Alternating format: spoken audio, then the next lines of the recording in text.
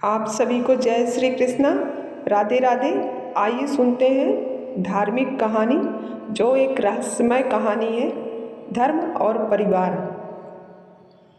गंगापुर के बाहरी इलाके में बसे राजपुर गांव में पंडित हरिदत्त का परिवार आदर्श और धार्मिक था। पंडित जी एक कट्टर वेदज्ञ थे, जो संपूर्ण जीवन धर्म और सत्य की रक्षा में बिताए थे। उनका परिवार भी नेकी की राह पर रहा। पत्नी सुमित्रा, पुत्र अनिरुद्ध और बेटी वैदेही। यह परिवार न केवल धार्मिक अनुष्ठानों में स्थापित था, बल्कि करुणा, स्नेह और ईमानदारी का प्रतीक भी था। एक दिन गांव में अचानक खबर फैल गई कि शिव मंदिर के गर्भगृह से भगवान शिव की मूर्ति की चोरी हो गई है। यह मूर्ति गांव के लिए अत्यंत पवित्र था और उसका लुप्त होना पूरे गांव के लिए किसी भी आपदा से कम नहीं था। मंदिर के पुजारी रो रो कर मूर्ति की वापसी की प्रार्थना कर रहे थे। गांव के मुखिया ने फैसला किया कि इस रहस्य को सुलझाने के लिए गुप्त जांच की जाएगी। संदेह के घेरे में कई लोग आए, लेकिन कोई ठोस सुराग नहीं मिला। इसी बीच एक अजीब बात हुई। रात के अंधेरे में पंडित हरिदत्त के घर से किसी को बाहर निकलते देखा गया। यह खबर आग की तरह फैल गई और धीरे धीरे लोग हरिदत्त जी के परिवार को संदेह से देखने लगे। पंडित हरिदत्त को जब इस संदेह का पता चला तो वे स्तब्ध रह गए। उनका संपूर्ण जीवन सत्य और धर्म के मार्ग पर रहा।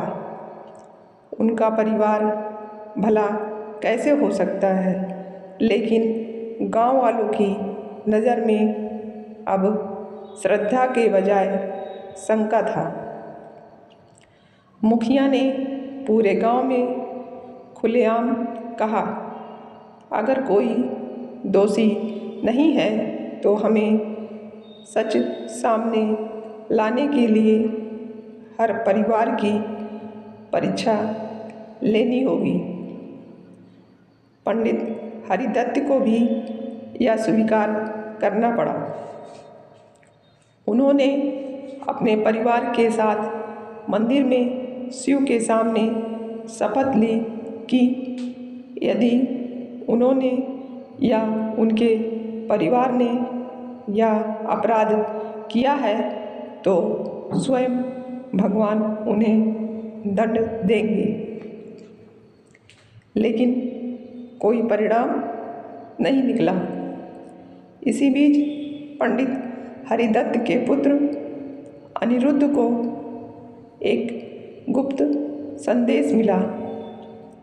इसमें लिखा था, यदि सत्य जानना हो तो आधी रात को पीपल के पेड़ के पास आओ। अनिरुद्ध ने बिना किसी को बताए वहाँ जाने का फैसला किया। रात के अंधेरे में जब वह पीपल के वृक्ष के पास पहुँचा तो एक छाया धीरे धीरे उसके पास आई। वह एक बुजुर्ग व्यक्ति था, जिसके चेहरे पर चिंता की बात थी। बुजुर्ग ने फुसफुसाकर कहा, सत्य अंधेरे में छिपा है और परीक्षण परिवार की नहीं बल्कि पूरे गांव की है। अनिरुद्ध हतप्रभ रह गया। उन्होंने बुजुर्ग से सत्य का वर्णन करने को कहा, लेकिन उन्होंने बस इतना ही खुलासा किया, जिन पर विश्वास किया जाता है कभी कभी वही सबसे बड़े भ्रम के रचयिता होते हैं। अगली सुबह अनिरुद्ध ने अपने पिता को सब कुछ बताया। पंडित हरिदत्त ने सोचा कि यह संकेत बहुत महत्वपूर्ण हो सकता है। उन्होंने अपने पुराने मित्र ऋषि वेदांत से सलाह ली।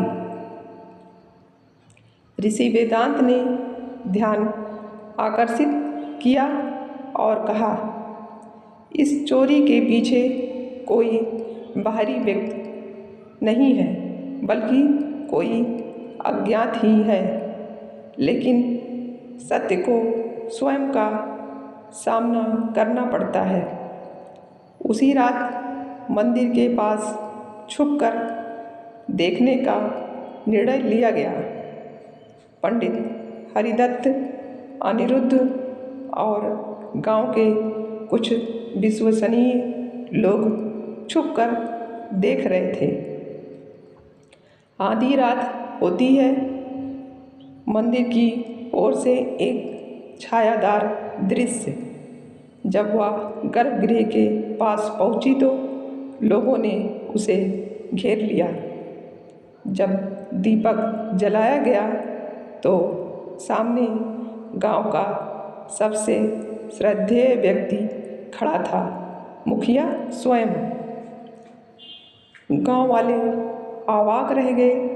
मुखिया, जिसने सबसे पहले चोरी की खबर फैलाई थी, वही निकला। जब उनसे सच्चाई पूछी गई तो उन्होंने सिर झुकाकर स्वीकार किया। मैं चाहता था कि मंदिर के पुनर्निर्माण के लिए चंदा एकत्रित हो जाए।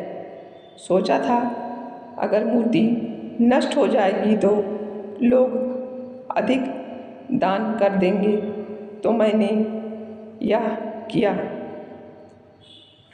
पंडित हरिदत्त ने मुखिया से कहा, धर्म केवल पूजा पाठ नहीं है बल्कि सच्चाई और विश्वसनीयता का पालन करना है। आपकी यह विधि अधार्मिक थी। गांव के बुजुर्गों ने निर्णय लिया कि मुखिया को अपने पद से हटा दिया जाएगा और उसे सार्वजनिक रूप से क्षमा याचना करनी होगी। मंदिर की मूर्ति पुनः स्थापित की गई और गांव में शांति लौट आई। पंडित हरिदत्त के परिवार की परीक्षा समाप्त हुई और सत्य की विजय हुई। यह घटना गांव के लिए एक सीख बन गई। धर्म का वास्तविक अर्थ केवल पूजा करना नहीं बल्कि सत्य और न्याय की रक्षा करना भी है।